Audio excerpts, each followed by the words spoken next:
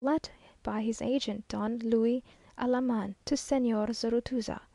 Its average annual produce of silver is about 30,000 arrobas, an arroba containing 25 pounds. The sugar cane was unknown to the ancient Mexicans who made syrup of honey and also from the maguey, and sugar from the stalk of maize. The sugar cane was introduced by the Spaniards from the Canary Islands to Santo Domingo, from whence it passed to Cuba and Mexico. The first sugar canes were planted in 1520 by Don Pedro de Atienza. The first cylinders were constructed by Gonzalo de Velosa, and the first sugar mills, built by the Spaniards at that time, were worked by hydraulic wheels and not by horses. M.D. Humboldt, who examined the will of Cortes, informs us that the conqueror had left sugar plantations near Coyoacan, in the valley of Mexico, where now, owing, it is supposed, to the cutting down of the trees, the cold is too great for sugar cane, or any other tropical production, to thrive. There are few negroes on these sugar plantations. Their numbers have not increased since their introduction. We observed but one old negro, said to be upwards of 100, who was working in the courtyard as we passed. The generality of the workmen are Indians. As for the interior of these haciendas, they are all pretty much alike, so far as we have seen. A great stone building, which is neither farm nor country house, according to our notions, but has a character peculiar to itself.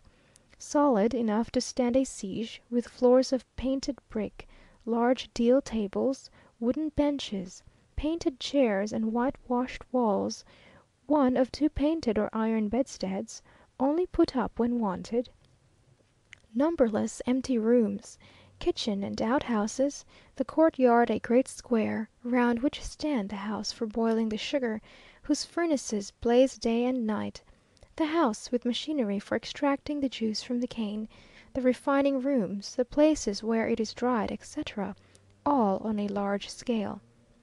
If the hacienda is, as here, a coffee plantation also, then there is the great mill for separating the beans from the chaff, and sometimes also there are buildings where they make brandy. Here there are 400 men employed, exclusive of boys, 100 horses, and a number of mules.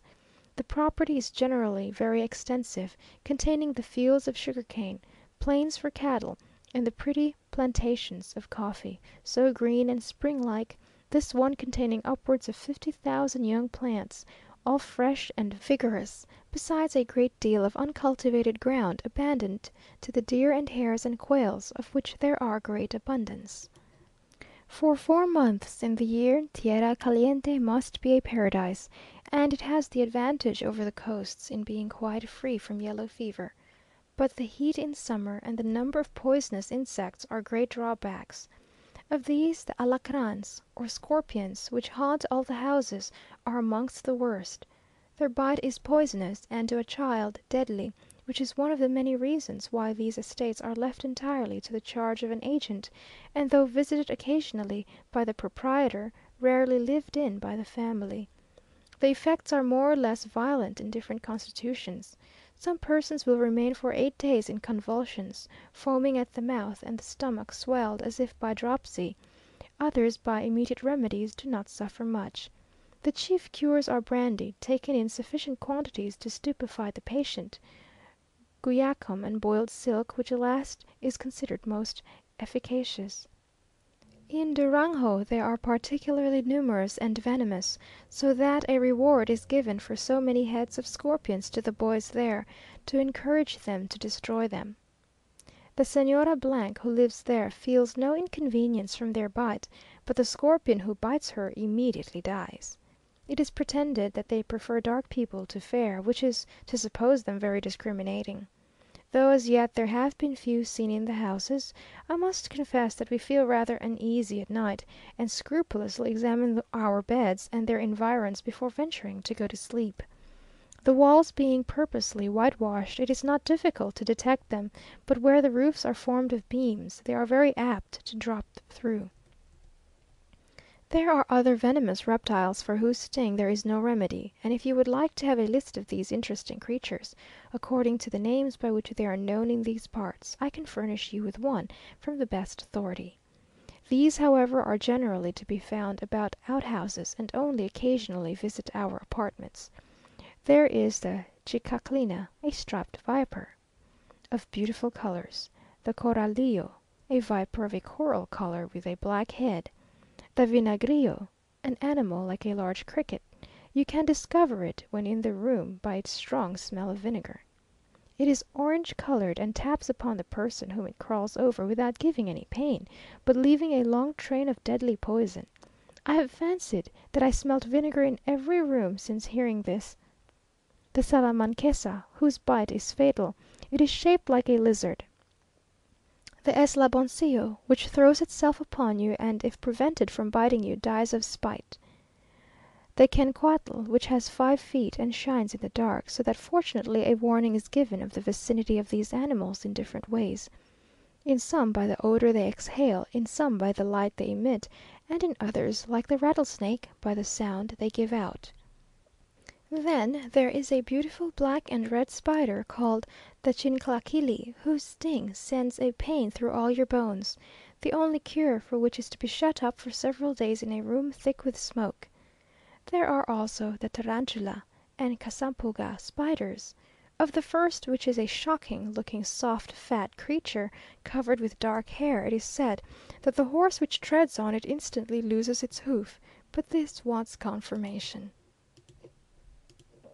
Of the scorpions, the small yellowish coloured ones are the most dangerous, and it is pretended that their bite is most to be apprehended at midday. The workmen occasionally eat them after pulling out the sting. The flesh of the viper is also eaten roasted, as a remedy against eruptions of the skin. Methinks the remedy is worse than the disease. But to banish this creeping subject, which seems not at all in unison with the lovely scenes that surround us, an Eden where no serpent should enter, we have been riding this evening to a beautiful little Indian village called Acampansingo, than which I never beheld anything prettier in its way. Some few houses there are of stone, but the generality are of cane, and each cottage is surrounded by its fruit trees, and by others covered with lilac or white blossoms, and twined with creepers. The lanes or streets of the lilies are cleanly swept, and shaded by the blossoming branches that overhang them, while every now and then they are crossed by little streams of the purest water. I think I never knew what really delicious water was till I came here. The Indians, both men and women, looked clean, and altogether this is the prettiest Indian village we have yet seen. As we are very anxious to visit the celebrated cave of Cacauamilpa, near the city of Cuatlamilpa, and also to see as much of Tierra Caliente as possible, we have determined, though with regret, to leave our present quarters at Atlacamulto tomorrow morning at 2 o'clock A.M. As there are no inns, we are furnished with letters of recommendation to the proprietors of the chief haciendas in these parts. Formerly there was so much hospitality here, that an annual sum $3,000, it is said, was assigned by the proprietors to their agents for the reception of travellers, whether rich or poor, and whether recommended or not. Our plan of visiting the cave has been nearly frustrated by the arrival of General C s, a neighbouring proprietor, who assured us that we were going to undertake an impossibility, that the barrancas by which we must pass to arrive at the cave were impassable for women, the mountain paths being so steep and perpendicular that men and horses had frequently fallen backwards in the ascent, or been plunged forward over the precipices, in attempting to descend. We were in despair when it was suggested that there was another, though much longer road to the cave, by which we might ride. And though our time is at present very precious, we were too glad to agree to this compromise. C n and A have returned from a shooting expedition, in which they have not been very successful, and though I have only recounted to you the beginning of our adventures, I must stop here and take a few hours' rest before we set off on our matinal expedition. End of letter the 31st.